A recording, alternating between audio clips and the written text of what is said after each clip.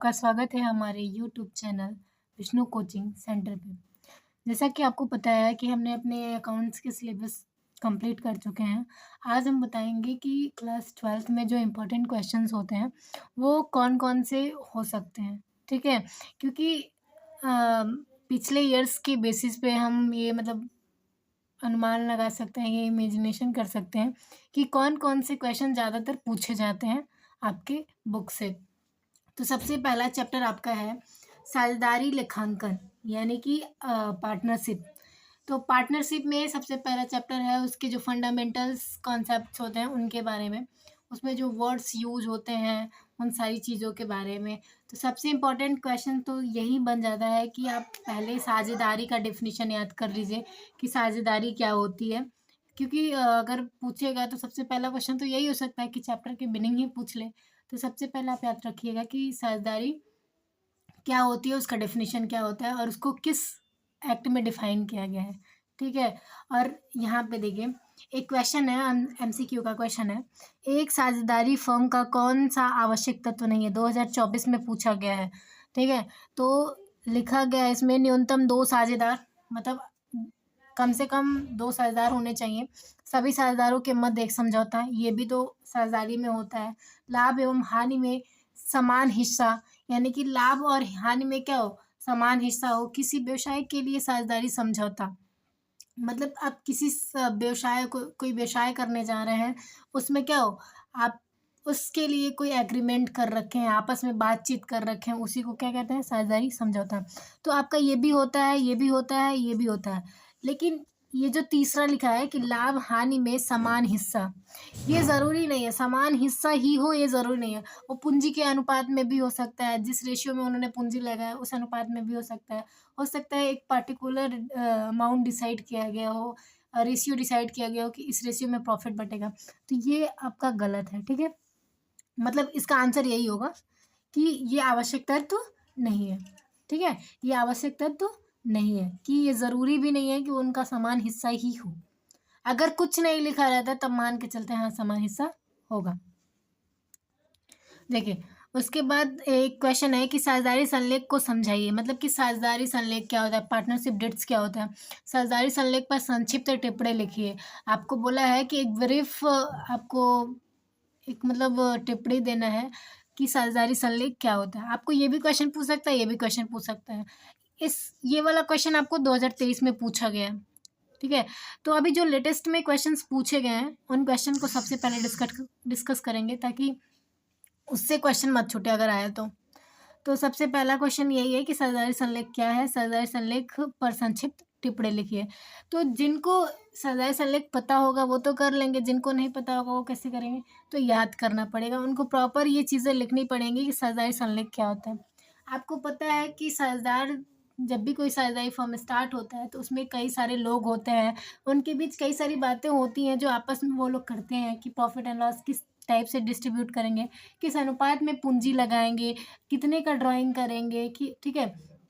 क्या उनको जो भी आहरण कर रहे हैं, जो भी ड्राइंग कर रहे हैं, जो भी कैपिटल लगा रहे हैं, उन पे इंटरेस्ट मिलेगा? क्या लाभ-हानि का अनुपात क्या होगा? ठीक है? ख्याति का मूल्यांकन कैसे करेंगे? ये सारी चीज़ें जिस कॉपी में लिखी होती हैं, जिस बुक में लिखी होती हैं, उसी को क्या कहते हैं? साझेदारी संलेख कहते हैं। अब आप साझेदारी संलेख के डेफ़िनिशन के साथ-साथ उनमें जो भी चीज़ें लिखी गई होती हैं, वो भी आपको याद करना पड़ेगा, क्योंकि अगर यही क्वेश्चन आपको विस्तृत में पूछ दे, यानी कि कम से कम 7-8 नंबर में पूछ दे, तो ये सारी चीज़ें याद रहेंगी तो आप एज़ अ हेडिंग लिख सकते हैं। ओके?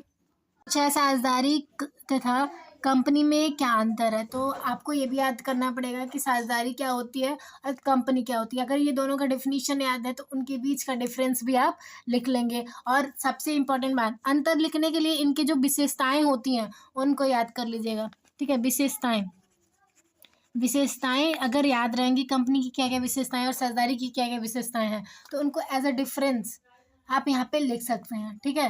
तो सबसे पहले डेफिनेशन, उसके बाद इनकी जो कैरेक्टरिस्टिक्स हैं वो याद कर लीजिएगा। उसके बाद से यहाँ पे पूछा है साझेदारों के चालू खाते से आप क्या समझते हैं? अब साझेदारों के चालू खाते क्या होते हैं? Current account. देखिए, पूंजी पूंजी के लिए हम 2 अकाउंट्स बराबर खोलते हैं, एक तो कैपिटल अकाउंट हो गया, दूसरा चालू खाता है। अगर जो आपकी पूंजी है अस्थाई पूंजी है, मतलब कि फिक्स्ड कैपिटल है, तो आप वहाँ पे दो टाइप के क्या करते हैं, अकाउंट्स बनाते हैं। एक तो कैपिटल होता है जिसमें केवल कैपिटल जाता है, और कैपिटल से रिलेटेड जो भी मतलब पार्टनर से रिलेटेड चीज़ें होती हैं वो करंट अकाउंट में जाती हैं। लेकिन अगर वही फिक्स नहीं है, फ्लक्चुएट है, यानी कि परिवर्तनशील पूंजी है आपका, तो उसके लिए केवल कैपिटल अकाउंट बनाते हैं। लेकिन इसमें पूछा है कि चालू खाता, यानी कि ये चालू खाता क्या होता है, जब आपकी अस्थाई पूंजी होती है तो आप अस्थाई पूंजी प्लस अस्थाई पूंजी दोनों का डेफिनेशन आपको याद करना पड़ेगा। ठीक है, ये भी पूछ सकता है क्योंकि 2022 में पूछा गया है। 2022 में मान लीजिए चालू खाता पूछा है, और उसमें आपको पूछ सकता है कि पूंजी खाता क्या होता है, तो वो सारी चीज़ें आपको पता होनी चाहिए। इन्हीं दोनों को मिला देंगे ना तो वो पूंजी खाता हो जाएगा, जब आपका कैपिटल कैसा हो, फ्लक्चुएट हो। यहाँ पे देखिए पूछा गया है कि एक साझेदार के असीमित दायित्व से आप क्या समझते हैं। ये 2024 में आपको क्वेश्चन पूछा गया है। ये असीमित जो दायित्व है ये साझेदारी का ही एक विशेषता है। अगर आप वो विशेषता याद रखेंगे तो ये क्वेश्चन हो जाएगा कि असीमित दायित्व का मतलब ये है कि अगर आपकी जो संपत्ति है वो कम पड़ती है आपके दायित्व को चुकाने के लिए, तो आपके घर से क्या करेंगे, पैसे लेके आएंगे और उसका बकाया करेंगे। आपके घर की संपत्तियों को बेचकर उसका जो भी दायित्व है उसको चुकता किया जाएगा। असीमित दायित्व का मतलब यहाँ पे यही है। ठीक है, लेकिन आपको एक प्रॉपर डेफिनेशन याद होना चाहिए ताकि आप वहाँ पे अच्छे से लिख सकें। और हाँ, अगर हेडिंग डाल के लिखेंगे तो ज़्यादा अच्छा नंबर मिलेगा आपको।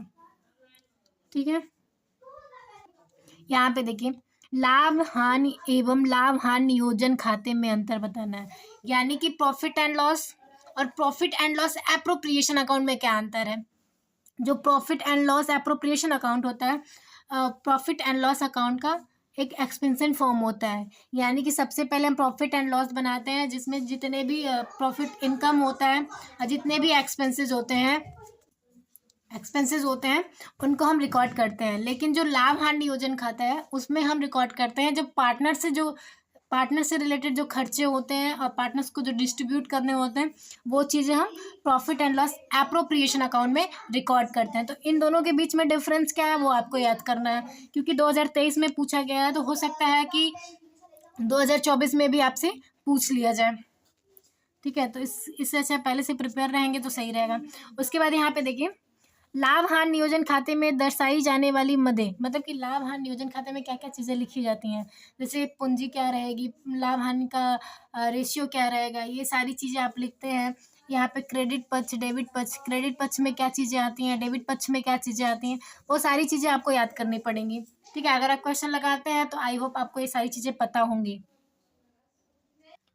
देखिए एक क्वेश्चन और है कि गुणनफल विधि से आहरण पर ब्याज की गणना का सूत्र क्या होता है, तो एक तरफ से सूत्र याद भी कर लीजिएगा। और दूसरा क्वेश्चन ये है कि आहरण पर ब्याज की गणना करने की किसी एक विधि का आपको क्या देना है, अब किसी एक विधि को समझाना है। तो आप एक काम करिएगा कि आहरण पर ब्याज करने की जो जितनी भी विधियाँ होती हैं वो सारी चीज़ें आप याद कर लीजिएगा। हो सकता है आपसे पूछ ले कि आहरण पर ब्याज क्या होता है। ठीक है, किसी एक एग्जाम्पल के साथ समझाइए। ठीक है, और किसी एक विधि को समझाइए, तो आपको जो चीज़ें ईजी लगेंगी वो आप समझा दीजिएगा। यहाँ पे देखिए साझेदारी संलेख के तत्वों की व्याख्या कीजिए, 2022 में पूछा गया है। वही चीज़ें जो पहले मैंने बता चुका है कि साझेदारी संलेख क्या होता है और साझेदारी संलेख के पे संक्षिप्त टिप्पणी लिखिए, तो वो सारी बातें लिखी गई हैं जो साझेदारी संलेख में लिखी जाती हैं। तो आपको ये सारी चीज़ें याद करनी पड़ेंगी। ठीक है, देखिए ये क्वेश्चन बहुत इंपॉर्टेंट क्वेश्चन है। साझेदारी संलेख की अनुपस्थिति में साझेदारी के क्या नियम लागू होते हैं, ये बहुत इंपॉर्टेंट क्वेश्चन है, ये इसको ज़रूर याद करिएगा। नहीं तो ये क्वेश्चन लगाने में भी आपकी मदद करता है, और प्लस अगर क्वेश्चन पूछ लिया तो आप इसको आसानी से लिख सकेंगे। ये देखिए लास्ट क्वेश्चन है, विस्तृत में पूछा है, लॉन्ग में। साझेदारी क्या है, इसकी प्रमुख विशेषताओं की व्याख्या करें। ये मैंने पहले ही बता दिया कि आपको ये चीज़ें याद करनी है। ऐसे कोई 5 बिंदु बताइए जो एक साझेदारी विलेख में आवश्यक रूप से सम्मिलित होने चाहिए। तो वो सारे ही क्वेश्चन जो मैंने पीछे बताया है वही सारे क्वेश्चन आपको विस्तृत में करके एक ज्वाइन करके क्वेश्चन पूछा है। या तो आप इन दोनों को अच्छे से याद कर लीजिए या तो वो सारे क्वेश्चन याद कर लीजिए, तो ये हो जाएगा।